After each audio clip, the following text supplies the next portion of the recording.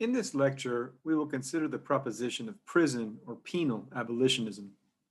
We will structure the lecture around two guiding questions in relation to a set of core readings. The two questions are, 1. In what ways is abolition a theory of change, a theory of social life? And 2. Is racism so deeply entrenched in the institution of the prison that it is not possible to eliminate one without eliminating the other? The readings which we will navigate in order to offer insight into these questions include two very influential books. First, Angela Davis's 2002 contemporary classic, Are Prisons Obsolete? And second, Ruth Wilson Gilmore's 2007 critically acclaimed Golden Gulag, Prisons, Surplus, Crisis, and Opposition in Globalizing California. In addition, we will engage with three important articles ranging from Liat Ben-Moshe's chapter in a 2013 volume edited by Nagel and Nocella on the end of prisons, reflections from the decarceration movement, titled The Tension Between Abolition and Reform, to Dylan Rodriguez's 2018 article published in the Harvard Law Review, titled Abolitionist Praxis of Human Being, a Foreword, to Brendan McQuaid's 2018 article in the journal Social Justice, titled Histories of Abolition, Critiques of Security. At the outset, it is worth noting that the literature and debates about abolitionism is very much US-centric. Nevertheless, there are some important contributions included among the additional readings on the syllabus that allow for a somewhat broader, if not yet global, perspective. To that end, I highly recommend following the work of the Global Prison Abolitionist Coalition, whose webpage, World Without Prisons, contains a lot of very valuable information about ongoing global campaigns. Part 1, Are Prisons Obsolete? Let us, however, begin with a diagnosis of the problem of prisons as advanced by the iconic African-American political activist and Black feminist political theorist Angela Davis, whose own incarceration before her eventual acquittal in a highly publicized trial in the early 70s was itself a spectacular demonstration of the criminalization and persecution of the Black Power movement by the US coercive state apparatus, to invoke Althusser's once influential structural Marxist terminology. Davis begins her 2002 book, Are Prisons Obsolete?, with an astute observation, namely that the prison is considered an inevitable and permanent feature of our social lives. Indeed, she rightly remarks that most people are quite surprised to hear that the prison abolition movement has a long history, one that dates back to the historical appearance of the prison as the main form of punishment. And this because, in most circles, prison abolition is simply unthinkable and implausible. The thoroughgoing naturalization of the prison renders it extremely hard to imagine life without this peculiar institution, one which in the US relegates ever larger numbers of people from racially oppressed communities to an isolated existence marked by authoritarian regimes, violence, disease, and technologies of seclusion that produce severe mental instability. One of Davis's main aims in her rather remarkable book is to denaturalize by historicizing the prison as an institution. She depicts what she terms mass incarceration, a disputed term about which we will have more to say, as a phenomenon that ranks alongside major wars as among the most thoroughly implemented government social programs of our time. This phenomenon of mass incarceration, Davis insists, can in no way be explained by reference to crime, and indeed, it had little or no effect on official crime rates. To the contrary, Davis contends, larger prison populations led not to safer communities, but rather to even larger prison populations. Alongside the term mass incarceration, Davis introduces as well the notion of the prison industrial complex, a play on President Eisenhower's warning about the military industrial complex, by which she means to highlight the extent to which prison building and operation has attracted vast amounts of capital, from the construction industry to food and healthcare provision, in a way that recalls the emergence of the military industrial complex. Davis emphasizes, too, the racial composition of the US's vast prison population, an emphasis with which other authors and analysts converge. Dylan Rodriguez, for example, in his 2018 essay on Abolitionist Praxis of Human Being, which we will discuss in some depth later on, cites the Bureau of Justice Statistics figures of over 2 million incarcerated people in the United States since the early 2000s, and labels the growth of the carceral regime since the 1970s as astronomical, despite the fact that so-called crime rates have actually declined over the period in question. To put these figures into racialized perspective, Rodriguez further cites the Sentencing Project's recent summary of the vast asymmetries in the lifetime likelihood of imprisonment for U.S. residents born in 2001. 1 out of 17 for white men, 1 out of 16 for Latino men, and 1 out of 3 for Black men, 1 out of 111 for white women, 1 out of 45 for Latino women, and 1 out of 18 for Black women. Moreover, as Ruth Wilson Gilmore further emphasizes, one thing that the overwhelming majority of imprisoned people of all races and genders have in common is the fact that they are poor. Davis includes in her discussion a brief overview of the process of prisonization of the California landscape, which Gilmore's 2007 book Golden Gulag documents in great detail. Davis emphasizes here how easy it was to produce a massive system of incarceration with the implicit consent of the public, and proceeds to pose the question, why were people so quick to assume that locking away an increasingly large portion of the US population would help those who live in the free world feel safer and more secure? Davis quotes Gilmore's argument that incarceration constitutes a geographic solution to socioeconomic problems, a response to surpluses of capital, land, labor, and state capacity. This argument we will consider at some length below, for Gilmore's Gramscian account of the organic crisis in conjunction which witnessed the astronomical increase in incarceration provides a very apt complement to Davis's more longue durée focus and deeper historical approach. The popularity of prisonization, Davis contends, can be attributed in part to two types of widespread but ultimately misleading beliefs. First, people want to believe that prisons reduce crime, and second, they also want to believe that prisons provide jobs and stimulate economic development in out-of-the-way places. But this response in turn leads Davis to return to her original question, why do we take prison for granted? To which this time she replies, we think about imprisonment as a fate reserved for others, a fate reserved for the evildoers, which in the collective imagination is fantasized as people of color. Here we get to the crux of the problem, according to Davis. The ideological work that the prison performs is to relieve people of the responsibility of seriously engaging with the problems of our society, especially those produced by racism and increasingly global capitalism. Though Davis gestures to the real and often quite complicated connections between the deindustrialization of the economy, a process that reaches peak during the 1980s, and the rise of mass imprisonment, her account of the political economy of incarceration remains much more cursory than the one provided by Gilmore, as we shall see. Instead, Davis, who was herself a student of the Frankfurt School theorist Herbert Marcuse, emphasizes the impact of the culture industry and the infotainment model of the mass media on the contours and content of popular consciousness. The ubiquity with which we consume media images of the prison, indeed the extent to which the prison is wedded to our experience of visuality, the fact that it is virtually impossible to avoid consuming images of prison, all of this, Davis contends, works to forge the hegemony of the carceral regime, that is, to convert the prison into a key ingredient of our common sense. It is there, all around us. Having thus posed the problem of our inability to imagine a social order without the institution of the prison, Davis turns to construct a narrative about the continuities between the prison as an institution and other racist institutions over the course of American history. Institutions that, like prison, people once could not conceive of society without, of which she highlights three, namely slavery, lynching, and segregation.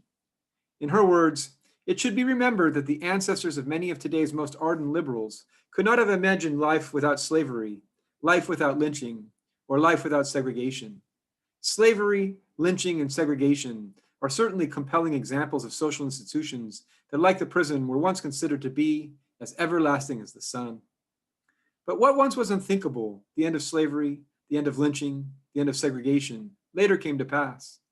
Social circumstances, Davis insists, can transform, and popular attitudes can shift, she adds, in part in response to organized social movements. And thus, she throws down the gauntlet. If we are already persuaded that racism should not be allowed to define the planet's future, and if we can successfully argue that prisons are racist institutions, this may lead us to take seriously the prospect of declaring prisons obsolete. Though she is at the same time careful to caution that such a prospect for now, at least, remains clearly utopian. And she does so by posing another hard question, by asking, is racism so deeply entrenched in the institution of the prison that it is not possible to eliminate one without eliminating the other? Davis goes on to trace the history of the penitentiary as an institution that alleged to simultaneously punish and rehabilitate its inhabitants, a new system of punishment that first made its appearance in the United States around the time of the American Revolution. She emphasizes the significant similarities between slavery and the penitentiary prison, and highlights as well how the ideologies governing slavery and those governing punishment were profoundly linked during the earliest period of US history. This in turn leads her to point out that, particularly in the United States, race has always played a central role in constructing presumptions of criminality. In such a vein, Davis notes, with the development of a convict lease system, a system referred to by many as nothing less than a reincarnation of slavery, Black people soon became prime targets. And by 1883, Frederick Douglass had already written about the South's tendency to impute crime to color, while according to descriptions by contemporaries, the conditions under which leased convicts and county chain gangs lived were far worse than those under which Black people had lived as slaves. In sum, Davis surmises, the post-Civil War evolution of the punishment system was in very literal ways the continuation of a slave system, which was no longer legal in the free world.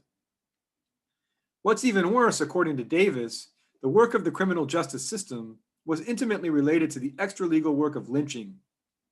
While the convict leasing system played a crucial role in forging a new labor force for the South, so much so that the lease system, along with the new Jim Crow laws, could be considered the central institution in the development of a racial state. Davis further cautions against calls for prison reform, in contrast to calls for abolition, on the grounds that prison and reform have been inextricably linked since the beginning of the use of imprisonment as the main means of punishing those who violate social norms. The tension between the logic of reform and the logic of abolition is a subject to which we shall return. In relation to the link between prison and reform, Davis recalls that, prior to the appearance of punitive incarceration, punishment was designed to have its most profound effect not so much on the person punished as on the crowd of spectators. Punishment was, in essence, she contends, public spectacle. She also notes that there were other modes of punishment that predated the rise of the prison, including banishment, forced labor in galleys, transportation, and appropriation of the accused's property.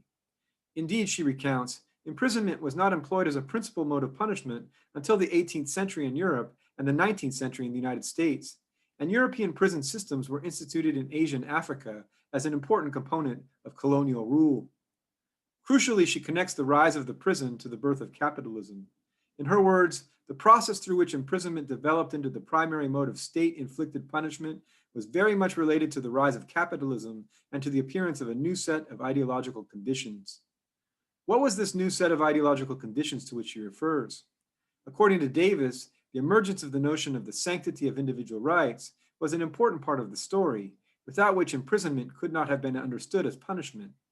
In her words, if the individual was not perceived as possessing inalienable rights and liberties, then the alienation of those rights and liberties by removal from society to a space tyrannically governed by the state would not have made sense.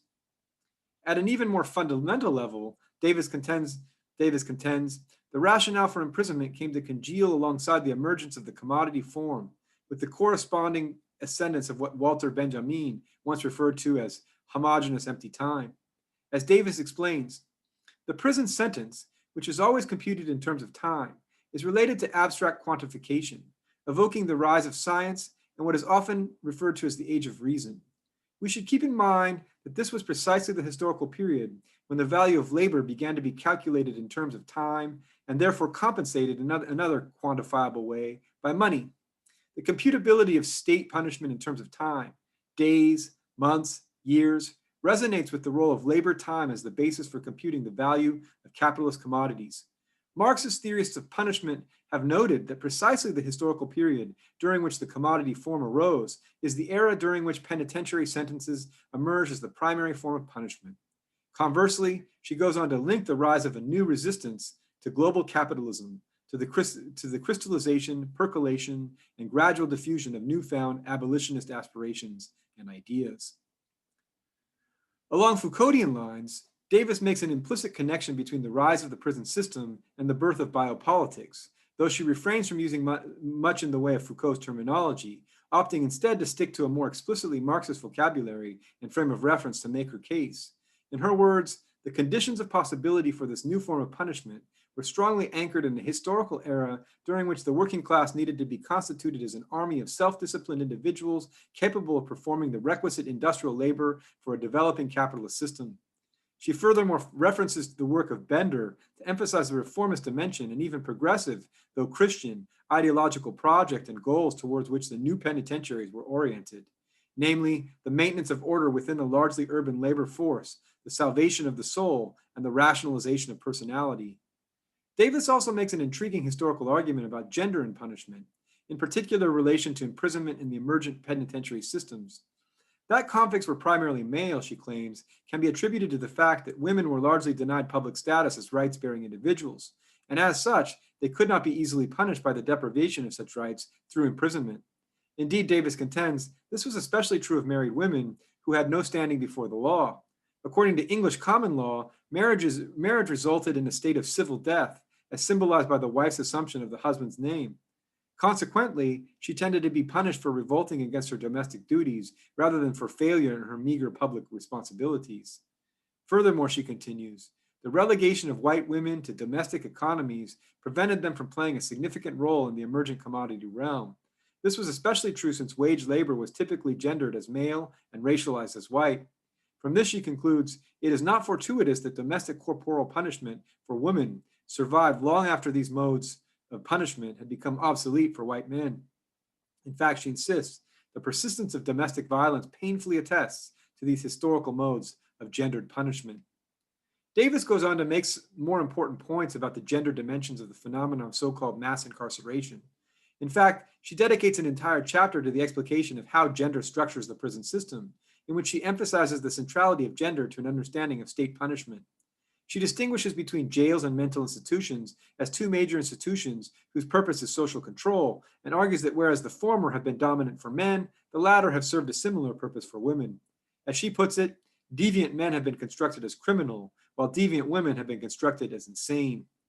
She furthermore highlights the hegemony of the notion that female deviance always has a sexual dimension, an association which persists to this day, and she argues that persisting images of hypersexuality serve to justify sexual assaults against them both in and outside of prison. She notes as well how this intersection of criminality and sexuality continues to be racialized, so much so that white women labeled as criminals are more closely associated with blackness than their normal counterparts. Davis also details the invasive searches, the sexual harassment and abuse, the brutal violations that are ubiquitously inflicted upon women in the prison system, and highlights the generally unrecognized connection between state-inflicted corporal punishment and the physical assaults on women in domestic spaces. She contends this form of bodily discipline has continued to be routinely meted out to women in the context of intimate relationships, but is rarely understood to be related to state punishment. Davis then poses a crucial question. She asks, why is an understanding of the pervasiveness of sexual abuse in women's prisons an important element of a radical analysis of the prison system, and especially of those forward-looking analyses that lead us in the direction of abolition? To which she responds, because the call to abolish the prison as the dominant form of punishment cannot ignore the extent to which the institution of the prison has stockpiled ideas and practices that are hopefully approaching obsolescence in the larger society, but that retain all their ghastly vitality behind prison walls. She continues, the destructive combination of racism and misogyny, however much it has been challenged by social movements, scholarship, and art over the last 3 decades, retains all its awful consequences within women's prisons. The relatively uncontested presence of sexual abuse in women's prisons is one of many such examples. And she adds by way of conclusion, the increasing evidence of a U.S. prison industrial complex with global resonances leads us to think about the extent to which the many corporations that have acquired an investment in the expansion of the prison system are, like the state, directly implicated in an institution that perpetuates violence against women.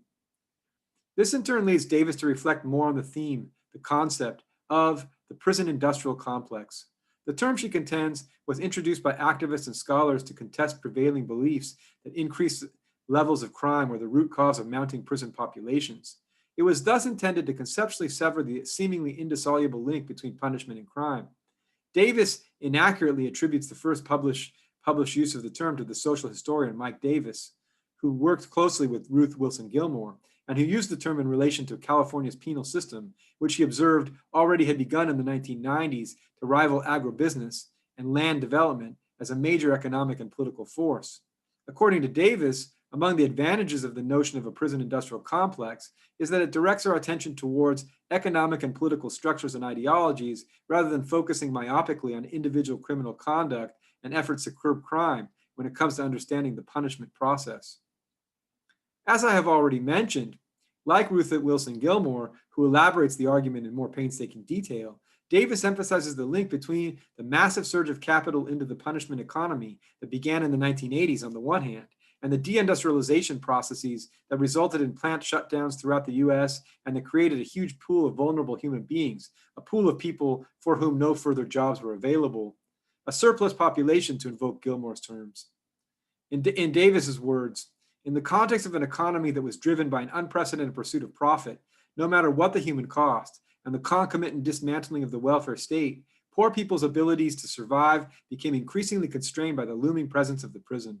The massive prison building project that began in the 1980s created a means of concentrating and managing what the capitalist system had implicitly declared to be a human surplus.